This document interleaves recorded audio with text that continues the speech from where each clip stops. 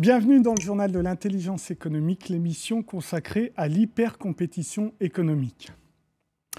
La guerre mondiale du vin est-elle déclarée? Le vieux continent n'a en effet plus le monopole de la fabrication du doux nectar. Les États-Unis, la Nouvelle-Zélande, l'Argentine, le Chili sont de sérieux concurrents. Et derrière eux, la Chine et l'Inde pointent leur nez. En Inde, comme le montre le reportage de nos correspondants, les vignerons sont des hommes d'affaires. Pas question pour eux de laisser leur marché domestique aux acteurs historiques. Ils comptent non seulement vendre leur production en Inde, mais aussi conquérir le monde avec. Direction donc le vignoble de Sula, à 200 km de Bombay. Son responsable, Rajiv Samant, est un ancien de la Silicon Valley. Dans ce pays qui aime les dieux, il se rêve en nouveau Dionysos. Il y a 16 ans, ici ne poussaient que des tomates et des concombres. Aujourd'hui, il n'y a que des vignes à perte de vue. L'homme qui est à l'origine de cet empire, c'est lui, Rajiv Samant. Ce businessman californien d'origine indienne est revenu sur les terres de ses grands-parents avec une idée très précise en tête, être le premier producteur de vin en Inde. À l'époque, il était seul à y croire. Aujourd'hui, c'est une véritable star dans son pays. Il a créé l'industrie du vin en Inde. Sula a été le premier à imaginer un marché, à le développer. Il a apporté l'idée même de boire du vin, et en plus du vin indien. L'Inde, c'est un marché immense, 1,2 milliard d'individus. Aujourd'hui, ils ne sont que 2% à boire du vin, mais les habitudes sont radicalement en train de changer. Et le vin Sula est en première ligne. Ça, c'est vraiment bon.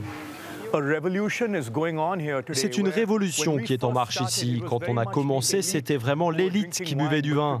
Aujourd'hui, ça s'est démocratisé, c'est la classe moyenne qui consomme et c'est beaucoup de monde. L'Inde, c'est la plus grosse classe moyenne au monde, avec près de 250 millions de personnes. Sula détient 70% des parts de cet immense marché. Pour créer son empire, Rajiv n'a pas hésité à chasser sur les terres historiques du vin, comme la France. Il n'y a pas de variété indienne dans les vins qu'on produit ici. Toutes les variétés viennent de France, de Californie. Sauvignon blanc, Chinon en rouge, Zinfandel, Cabernet, Shiraz et du Riesling aussi. Aujourd'hui, l'État du Maharashtra est la première région viticole d'Inde et Sula y produit 6 millions de bouteilles par an. Et ce n'est qu'un début. Après le vin blanc, le rouge et le rosé, Sula s'attaque au Porto et même au champagne.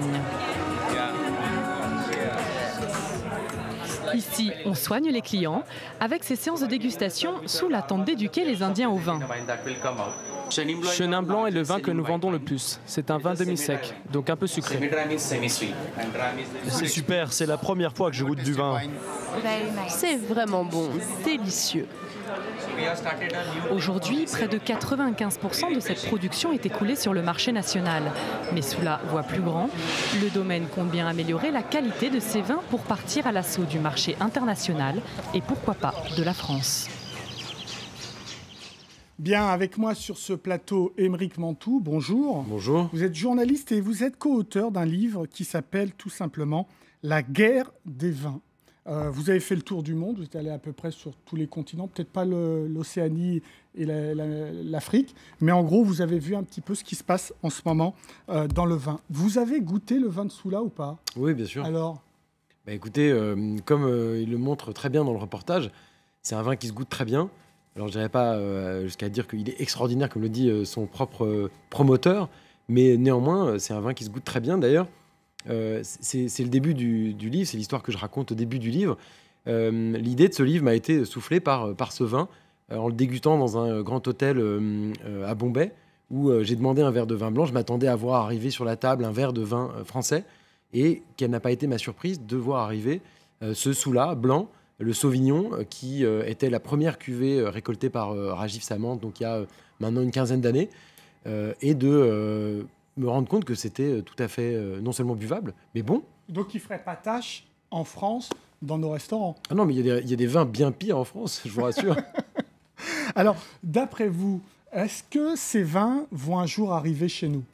Mais ils le sont déjà. On trouve aujourd'hui le vin Soula mais dans quelques magasins, chez quelques cavistes, effectivement, plutôt à Paris ou dans les grandes capitales mondiales.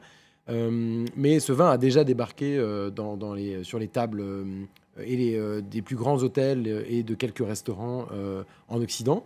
De la même façon, on trouve aujourd'hui dans certains quartiers, y compris des quartiers populaires, par exemple à Paris, des vins chinois. En grande quantité, il s'en vend un certain nombre de bouteilles par an, y compris en France. Donc, danger, concurrence ou pas pour les vins français, d'après vous ? Danger, évidemment. C'est pour ça qu'on a intitulé ce livre « La guerre du vin ». C'est parce qu'il y a effectivement, quand quelqu'un perd une part de marché, l'autre la gagne. Aujourd'hui, c'est une menace, clairement, pour ceux qui campent sur leur position et qui disent « Nous, on est les Français, on fait les meilleurs vins du monde ». Aujourd'hui, la plupart des viticulteurs, vous l'avez rappelé vous-même au début de cette émission, sont des businessmen. Ils ont étudié en Californie, ils ont fait des stages au Chili, ils ont vu comment on consommait du vin en Inde, en Australie, à Hong Kong. Et ils innovent, ils créent des nouvelles façons de consommer.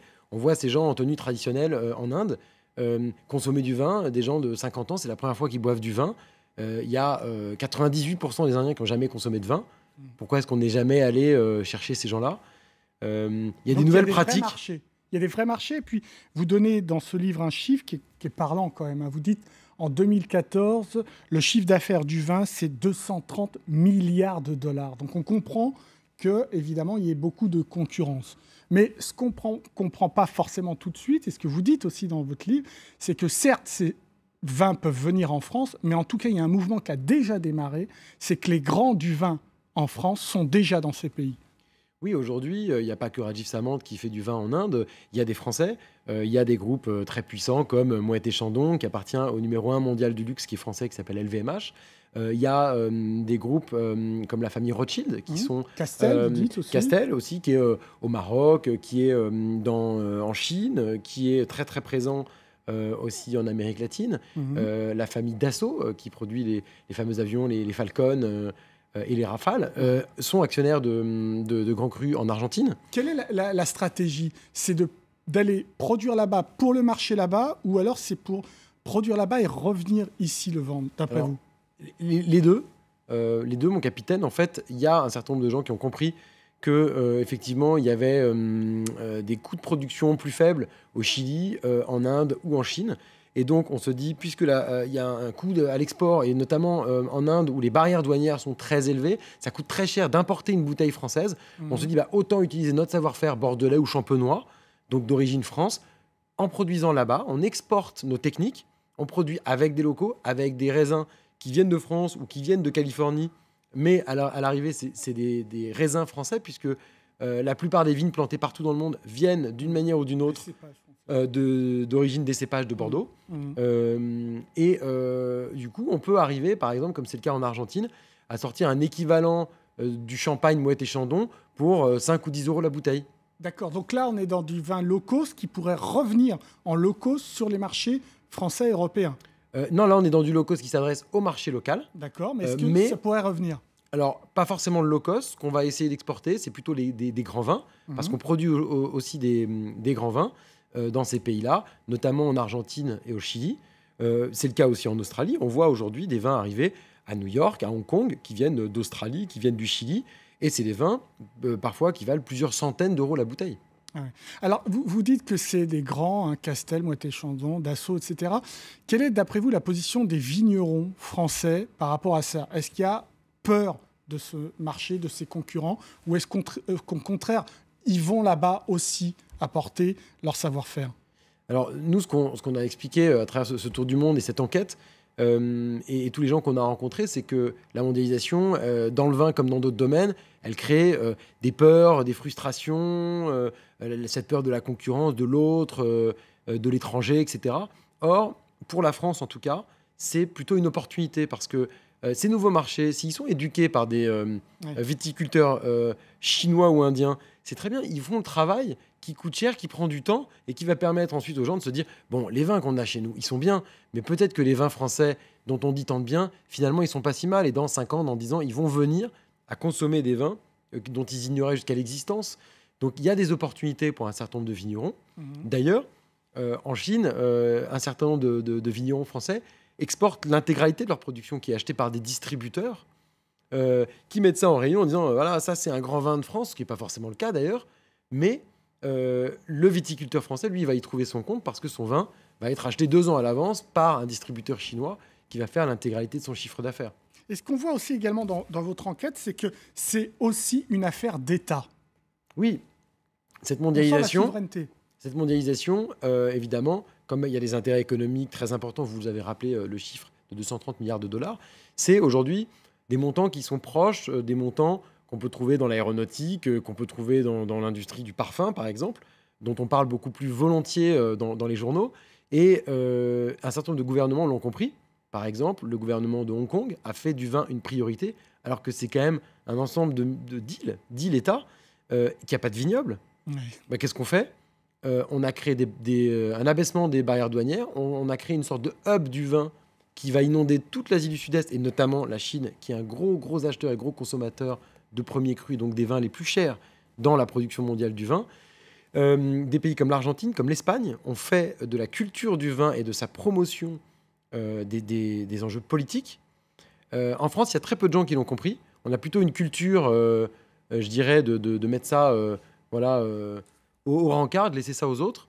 Un des rares qui a compris ça, c'est Alain Juppé, qui, dès qu'il peut, va à Hong Kong ou en Asie se faire l'ambassadeur des vins de Bordeaux. Normal, il est maire de Bordeaux.